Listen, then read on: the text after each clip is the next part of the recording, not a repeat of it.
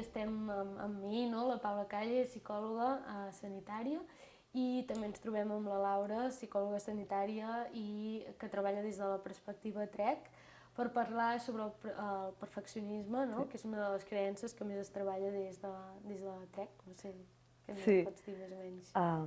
Bueno, el perfeccionisme des de la TREC, però realment des de totes les vessants del cognitivo-conductual, és una de les característiques o creences que són presents en la majoria de diagnòstics del DSM, el manual de diagnòstics amb què treballem, no?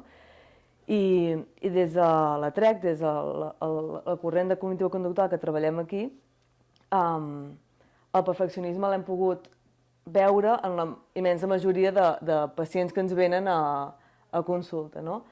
Com sabeu per altres podcasts que hem anat fent, jo treballo sobretot amb TOC, que podríem dir que és la malaltia del perfeccionisme i el control portada a l'extrem, i amb trastorns d'ansietat, que la immensa majoria de vegades venen, l'ansietat aquesta ve com des d'aquest perfeccionisme, no? Potser si començo explicant què és el perfeccionisme, tindrà més sentit tot el que estic dient. Entenem per perfeccionisme la necessitat imperiosa i em surt estable, però no seria estable, com sense fissures, no? Rígida, la necessitat rígida de que les coses compleixin un estàndard, que aquest estàndard és específic per cadascú. Tu pots ser una persona extremadament perfeccionista a la feina, però no ser-ne gens a casa, o amb les relacions però no ser-ne gens a la feina.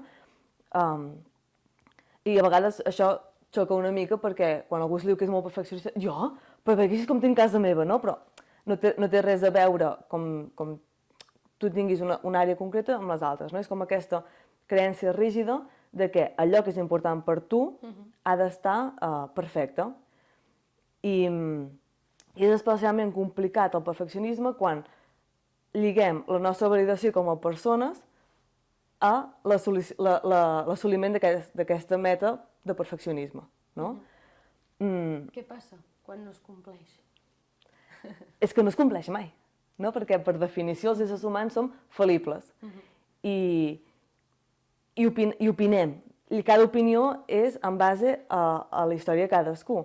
Per tant, si jo tinc una meta de perfeccionisme sobre, no sé, rendiment en l'àmbit laboral, no? I aquesta serà la meva, però poder per la persona al costat això serà massa poc o serà massa, per tant em faran comentaris sobre el meu rendiment també, perquè també tenim com molta tendència a comentar-ho tot, no, les persones.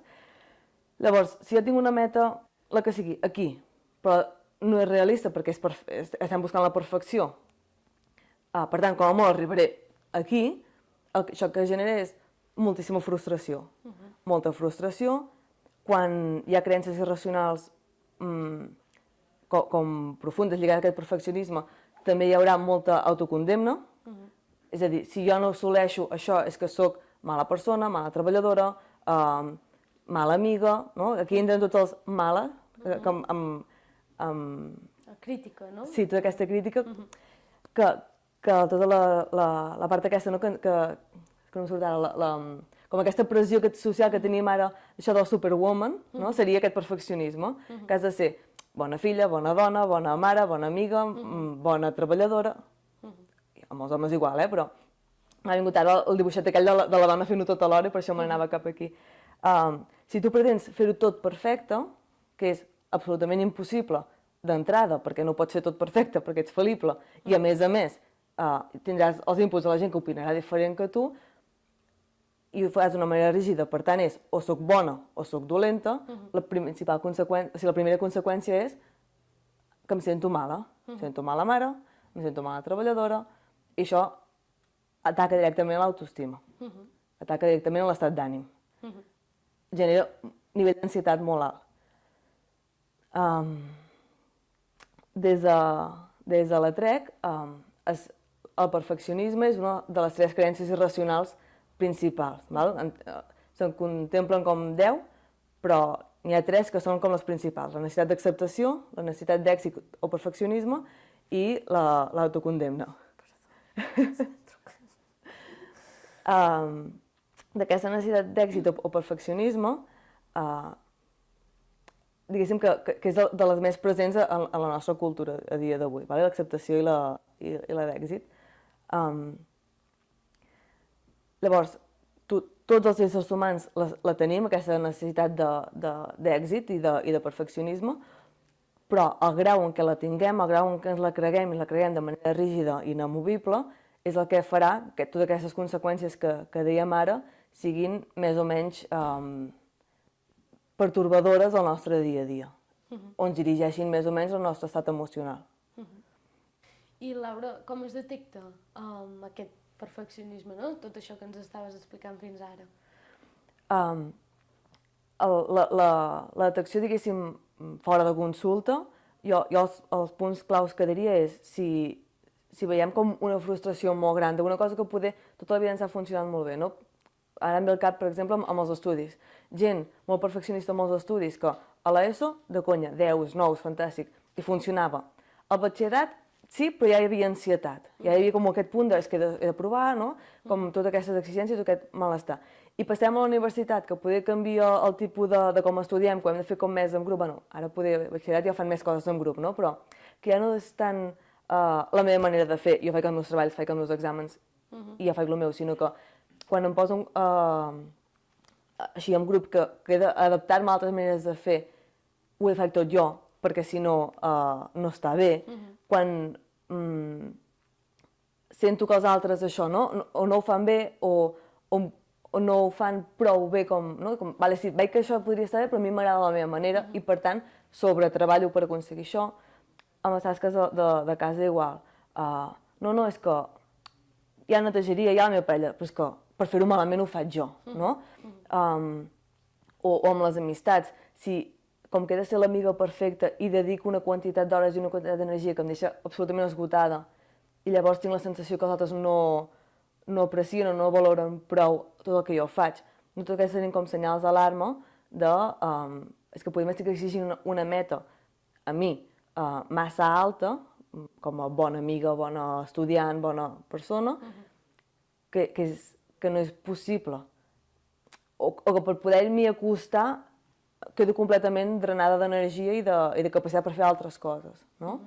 Llavors, dins de consulta, en l'entrenament en psicoteràpia tenim tots aquests punts claus ben establerts que ens permeten fer aquesta diagnosi, no és diagnosi perquè no és un trastorn, no? Però detectar aquesta manera de funcionar que ens està desconnectant de la capacitat de flexibilitzar i de connectar amb els altres. I potser hi ha molta gent que se sent identificada o que es coneix algú que d'això. Com es treballa? La primera acció a fer amb algú que presenta un perfeccionisme molt alt o disfuncional és intentar flexibilitzar. És poder de les coses més difícils que quan ja hi ha un trastorn, com deia abans, amb trastorns d'ansietat, amb TOC, però també en trastorns de conducta alimentària, el perfeccionisme és de les coses que més costa entrar a treballar, perquè també socialment jo crec que té com molt feedback positiu. Ai, mira aquell que bé que ho fa, ai, mira aquell com ho aconsegueix. Amb l'esport n'hi ha moltíssim, no? El que aconsegueix fer al màxim és gairebé un ídol. Llavors, el primer pas seria flexibilitzar o acceptar la possibilitat de que el perfeccionisme poder no és el que necessitem. Hi ha una metàfora que fem servir bastant a teràpia, que és el perfeccionisme hauria de ser, o ens l'hem de... la perfecció, perdona, l'estrella. En l'estrella és cap on jo vull anar, per tant, com a navegant, el barco el dirigiré cap a aquella direcció que és el que jo vull assolir, no? Que és com l'excel·lència, si volem. Però si jo el que vull és arribar a l'estrella en vaixell, no ho aconseguiré. Llavors, poder fer aquesta diferència de cap on jo estic anant, o sigui, la direcció, però no he d'arribar allà dalt. Poder flexibilitzar, poder acceptar altres realitats o altres possibilitats, altres maneres de fer-ho com a vàlides, i llavors el segon pas que...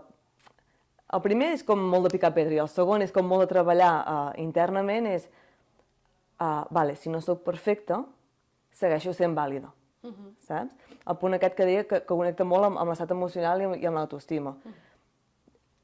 Hem tingut educacionalment molt lligat l'èxit a la validació de mi com a ésser humà i hem de deslligar això. Jo segueixo sent vàlida com a persona, segueixo sent vàlida com a mare, com a filla, com a treballadora, malgrat no sigui perfecta, malgrat hi hagi moments en què no ho faci bé, en què hagi criat la meva filla perquè se m'han anat els nervis, en què la feina, he fet una mala intervenció fins i tot, no? Això no et converteix en una mala. Poder ficar els grisos aquí entremig, el bona perfecta o mala terrible. Aquestes serien com les dues intervencions principals en el perfeccionisme. De tot el procés, no? Quin creus que és el moment allò més crític o més difícil en què els pacients solen trobar-se en comú, no? De dir, ostres, Laura, aquí... Quan fico grisos entremig, no? Perquè quan el perfeccionisme és molt alt i molt rígid, els grisos són vistos com debilitats i deixar anar la idea de és que jo vull fer-ho perfecte. És que, no? Perquè sobretot això que deia, no? Com aquests estudiants, que és que fins ara he pogut treure 10 en tot.